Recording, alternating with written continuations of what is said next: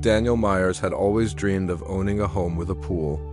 Not one of those inflatable kiddie things or community clubhouses with no diving signs, but a private, beautifully landscaped oasis in his own backyard. After 10 years of grueling hours at his architectural firm, that dream finally became a reality. The house was a modern craftsman tucked into the quiet, picturesque neighborhood of Willow Creek Heights.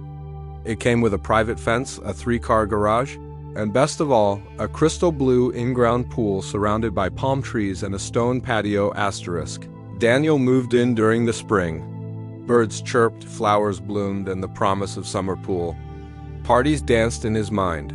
Karen Reynolds introduced herself within the first 24 hours of Daniel moving in. Blonde bob, designer sunglasses, clipboard in hand, she strutted up the driveway like she owned it. I'm Karen Reynolds, president of the HOA. Welcome to the neighborhood, she said in a sing-song voice. Daniel, friendly by nature, smiled and shook her hand. Thanks, I'm Daniel. Just moved from the city.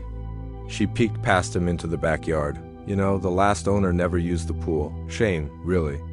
The community always appreciated it being open. Daniel raised an eyebrow. Open, ? Oh yes.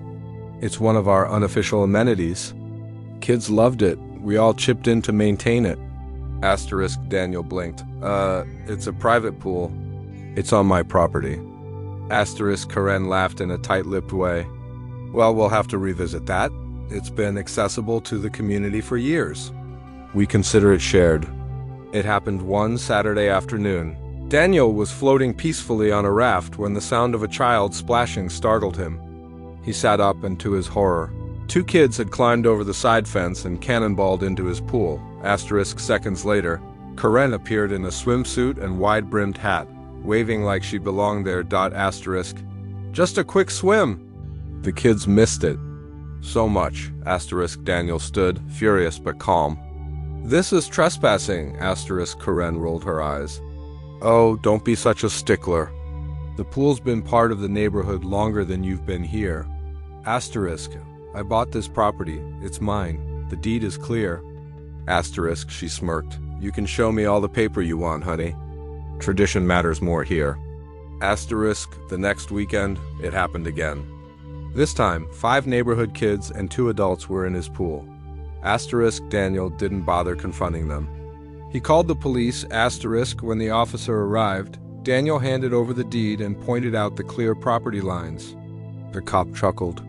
When he saw the situation. So let me get this straight, the officer said to Karen, who stood dripping wet in a robe, arms crossed. You think his private pool belongs to the HOA?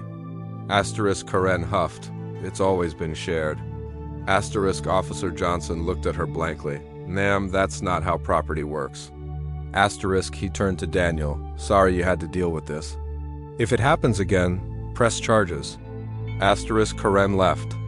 Fuming. The next HOA newsletter included a passive-aggressive note, greater than to all residents, a reminder that community traditions define our values. Certain amenities have always been shared. Please be courteous. Selfishness has no place in Willow Creek.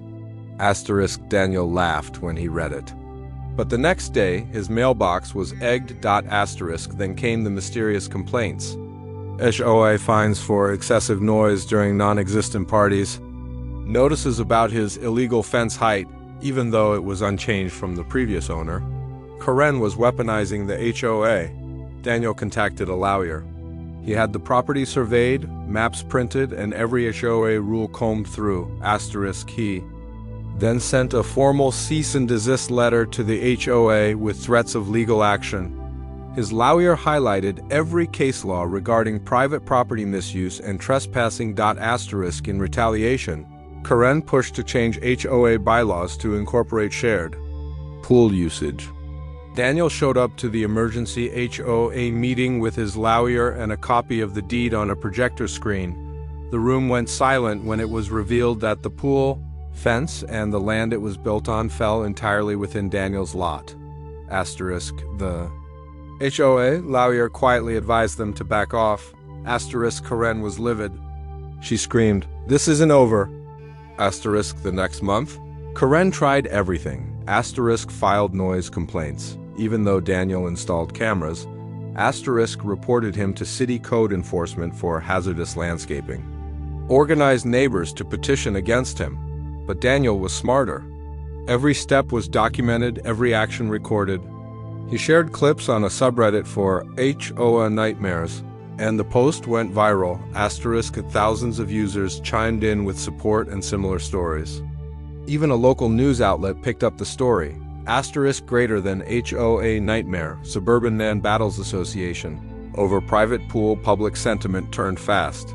At the next HO election, Karen's reign ended. Asterisk enough residents, fed up with her tyranny, voted in a new president, a soft-spoken teacher named Maria, who promised transparency and fairness. Asterisk her first action, officially acknowledging the pool as Daniel's private property. Asterisk Karen lost her title and her influence.